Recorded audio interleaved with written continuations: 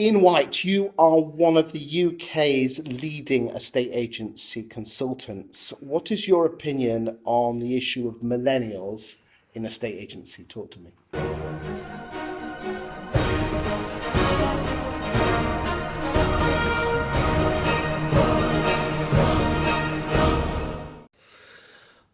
First of all, I think we should stop calling them millennials. I think that's just a label that's ridiculous. It refers to the age of their birth, I think. I think that's a really good label to put on people that current leaders don't know how to manage.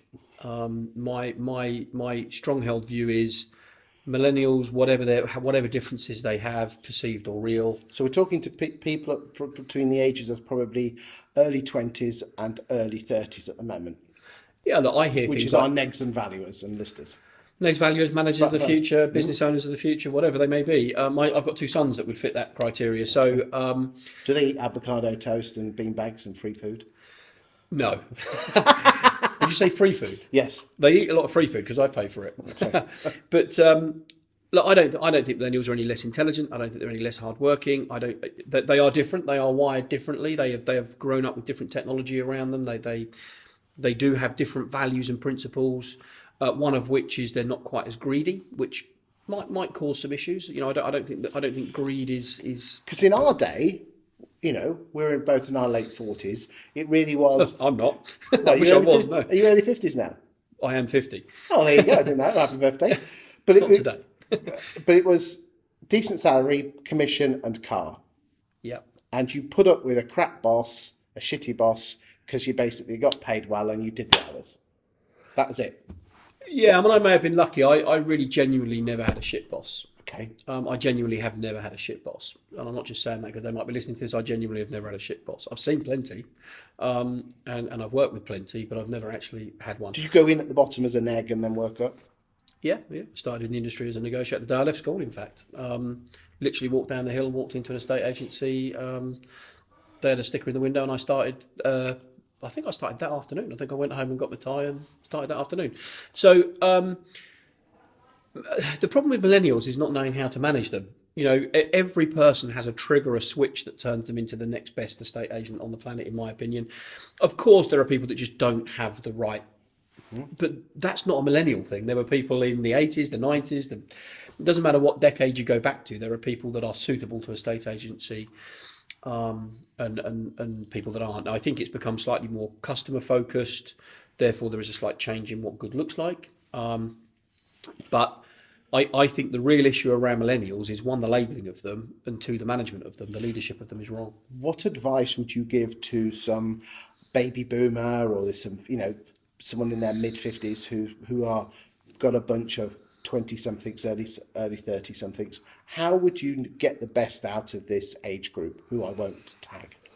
I think the first thing that they need to understand is that the change needs to come from them, not from this group of people, because this group of people can just get up and walk away. They can go and work for somebody else. There's no shortage of vacancies. So that doesn't mean you have to walk on eggshells to them. It doesn't mean that they're snowflakes. I think I've been heard them referred to. Of course, some of them are, and there are but there are some snowflake bosses as well. But I think it's to truly get themselves educated in the real art of leadership. Leadership is an often overlooked skill. We might train our people on how to get a higher fee, how to close a sale, how to get an offer tied up, how to register an applicant, how to book a valuation, how to do a valuation. We even get trained in the art of digital marketing and understanding how to connect with people through the material we send out.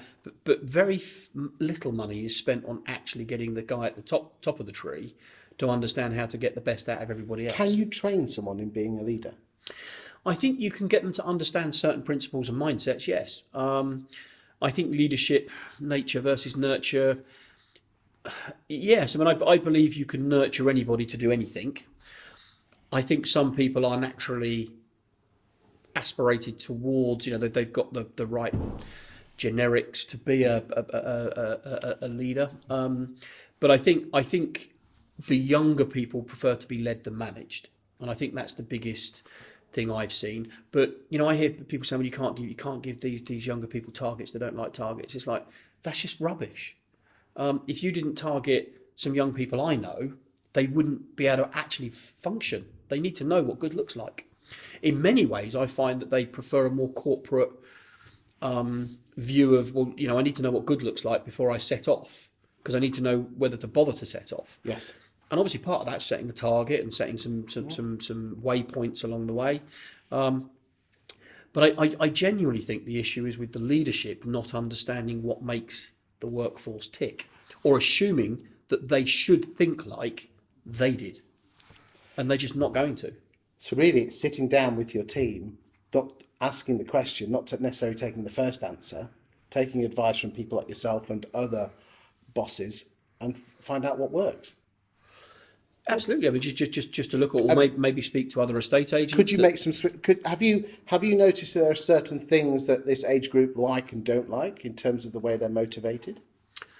I know that greed is not a massive factor where it was when I was in a estate agency. The first question I'd have asked is, how much are you going to pay me?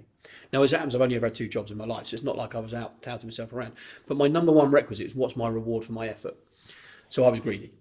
And I think a lot of people of my age group would have put money, and my happiness was derived from earning money.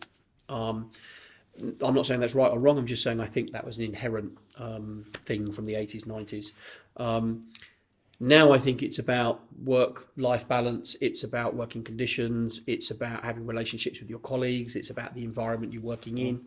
But in amongst all of that, some of these people are capable of going out and converting 67% of what they go out to see into listings. They're capable of getting 60 to 70% of them sold.